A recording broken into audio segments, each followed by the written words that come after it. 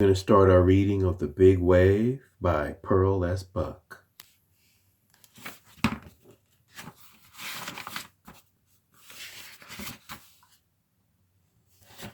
want you to visualize the farm that Kino lives on. I want you to visualize the fishing village that Jaya lives in, there in Japan, on the coast. Kino lived on a farm. The farm lay on the side of a mountain in Japan.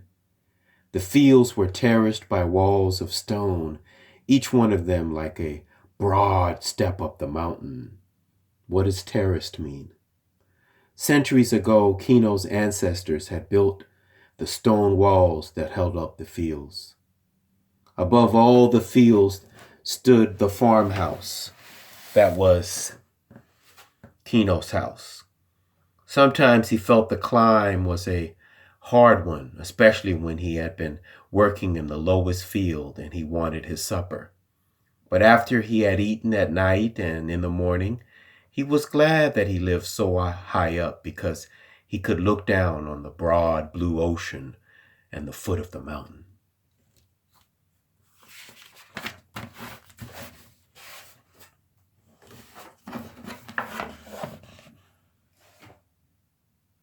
The mountain rose so steeply out of the ocean that there was only a strip of sand shore at its foot.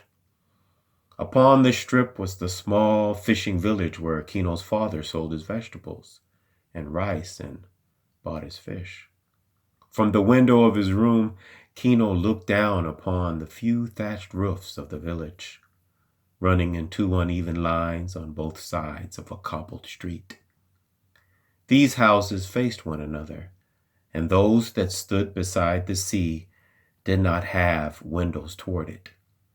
Since he enjoyed looking at the waves, Kino often wondered why the village people did not.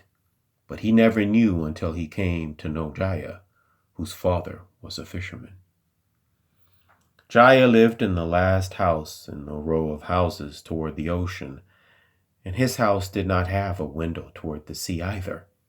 So the question is, why do the fishermen not have windows in their house towards the sea? Why not? Kino asked him. The sea is beautiful. The sea is our enemy, Jaya replied.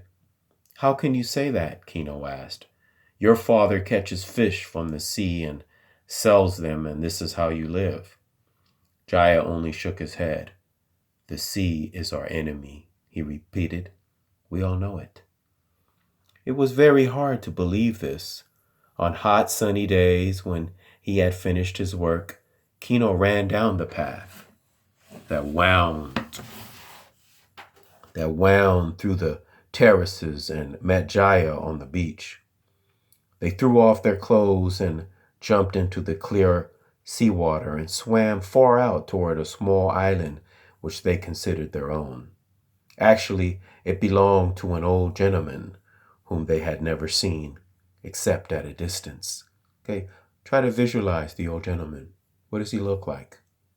Sometimes in the evening, he came through the castle gate and stood looking out to sea. Then they could see him leaning on his staff, his white beard blowing in the wind. He lived inside his castle behind a high fence of woven bamboo, on a knoll outside the village. Neither Kino or Jaya had ever been inside the gate, but sometimes, when it was left open, they had peeped into the garden. It was beautiful beyond anything they could imagine. Instead of grass, the ground was covered with deep green moss, shaded by pine trees and bamboos. And everyday gardeners swept the moss with bamboo brooms until it was like a velvet carpet. They saw old gentlemen walking under distant trees in a silver gray robe, his hands clasped behind his back, his white head bent. He had a kind, wrinkled face, but he never saw them. I wonder if it is right for us to use his island without asking, Kino asked today when they reached its beach of smooth, white sand.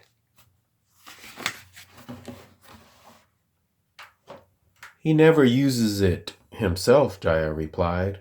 Only the sacred deer live here. The island was full of sacred deer. They were not afraid, for no one hurt them. When they saw the two boys, they came to them, nuzzling into their hands for food. Sometimes Kino tied a little tin can of cakes about his waist and brought them with him to feed the deer. But he seldom had a penny, and now he reached high and picked the tender shoots of the rushes for them. The deer liked these very much, and they laid their soft heads against his arm in gratitude. Kino longed to sleep on the island some night, but Jaya was never willing. Even when they spent only the afternoon there, he looked often out over the sea. "What are you looking for?" Kino asked. "Only to see that the ocean is not angry," Jaya replied. Kino laughed. "Silly," he said. "Ha! The ocean cannot be angry." "Yes, it can," Jaya insisted. "Sometimes the old ocean god begins to roll in his ocean bed and to heave up his head and shoulders, and the waves run back and forth. Then he stands upright and roars, and the earth shakes under the water.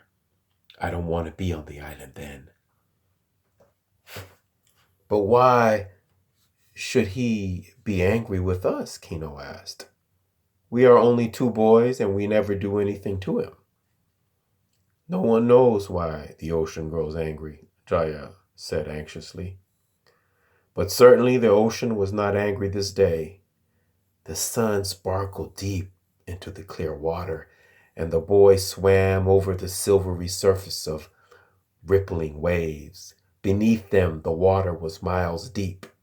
Nobody knew how deep it was, for however long the ropes that fishermen let down, weighed with iron, no bottom was ever found.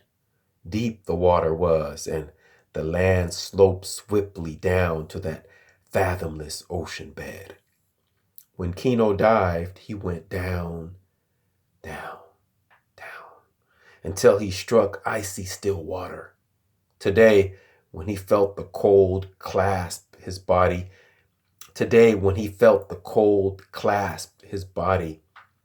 he understood why Jaya was afraid, and he darted upward to the waves and the sun. On the beach, he threw himself down and was happy again, and he and Jaya searched for pebbles. Blue and emerald, red and gold. They had brought little baskets woven like bags, which they had tied with string around their waists, and these they filled with the pebbles. Jaya's mother was making a pebble path in her rock garden, and nowhere were the pebbles so bright as on Deer Island. When they were tired of the beach, they went into the pine forest behind it and looked for caves. There was one cave that they had always visited. They did not dare to go too deep into it, for it stretched downward and under the ocean. They knew this, and at the far end they could see the ocean filling it like a great pool, and the tides rose and fell. The water was often phosphorescent and gleamed as though lamps were lighted deep beneath the surface. Once a bright fish lay dead on the rocky shore. In the dark cave it glittered in their hands, but when they ran with it into the sunshine, the colors were gone and it was gray. When they went back into the cave, it was bright again. But however good a time they had on the island, Jaya looked often at the sun. Now he ran out on the beach and saw it sinking toward the west, and he called to Kino, "Come quickly, we must swim home." Into the ocean, ruddy with sunset, they plunged together. The water was warm and soft and held them up, and they swam side by side across the broad channel. On the shore, Jaya's father was waiting for them. They saw him standing, his hands shading his eyes against the bright sky, looking for them. When their two black heads bobbed out of the water, he shouted to them and waded out to meet them. He gave a hand to each of them, pulling them out of the white surf. "You have never been so late before, Jaya," he said anxiously. "We were in the cave, father," Jaya said. But Jaya's father held him by the shoulders. "Do not be so late," he said, and Kino, wondering, looked at him and saw that even this strong fisherman was afraid of the anger of the sea. He bade them good night and climbed the hill to his home and found his mother ready to set the supper on the table. The food smelled delicious: hot, fragrant rice, chicken soup, brown fish. No one was worried about Kino. His father was washing himself, pouring water over his face and head with the dipper. His little sister, Setsu, was fetching the chopsticks. In a few minutes, they were all sitting on the clean mat around a low square table, and the parents were filling the children's bowls. Nobody spoke, for it is not polite to speak until the food is served and everybody has had something to eat. But when the supper was over and Kino's father was drinking a little hot wine out of a very small cup, and his mother was gathering together the black, lacquered wood rice bowls, Kino turned to his father. "Father, why is Jaya afraid of the ocean?" he asked. "The ocean is very big," Kino's father replied. "Nobody knows its beginning or its end." "Jaya's father is afraid too," Kino said. "We do not understand the ocean," his father said. "I am glad we live on the land," Kino went on. "There is nothing to be afraid of on our farm." "But no one can be afraid of the land, but one can be afraid of the land too," his father replied. "Do you remember the great volcano we visited last autumn?" Kino did remember.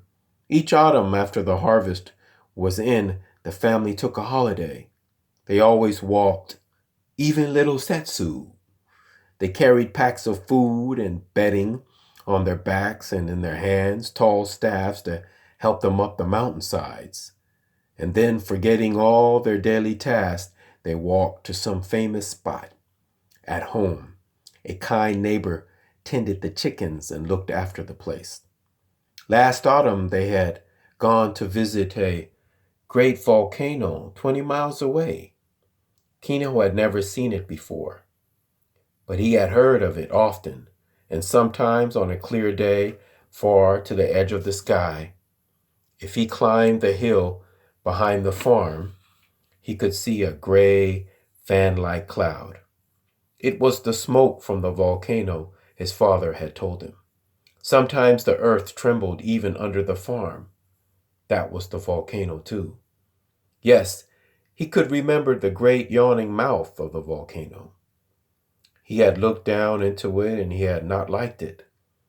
Great curls of yellow and black smoke were rolling about in it, and a white stream of melted rock was crawling slowly from one corner. He had wanted to go away, and even now at night, sometimes when he was warm in his soft cotton quilt, in his bed on the matting floor, he was glad the volcano was so far away and that there were at least 3 mountains between. Now he looked at his father across the low table. "Must we always be afraid of something?" he asked. His father looked back at him. He was a strong, wiry, thin man, and the muscles on his arms and legs were corded with hard work. His hands were rough, but he kept them clean, and he always went barefoot except for straw sandals. When he came into the house, he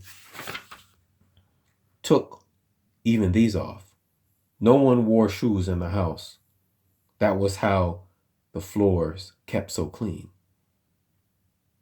"We must learn to live in danger," he now said to Kino. "Do you mean the ocean and the volcano cannot hurt us if we are not afraid?" Kino asked. No, his father replied. I did not say that. Ocean is there and the volcano is there. It is true that on any day ocean may rise into storm and volcano may burst into flame. We must accept this fact, but without fear. We must say, someday I shall die. And does it matter whether it is by ocean or volcano, or whether I grow old and weak? I don't want to think about such things, Kino said. It is right for you not to think about them, his father said. Then do not be afraid. When you are afraid, you are thinking about them all the time. Enjoy life and do not fear death. That is the way of a good Japanese. There was much in life to enjoy. Kino had a good time every day. In the winter, he went to school in the fishing village, and he and Jaya shared a seat. They studied reading and arithmetic and all the things that other children learn in school. And we'll leave it right here on page 12.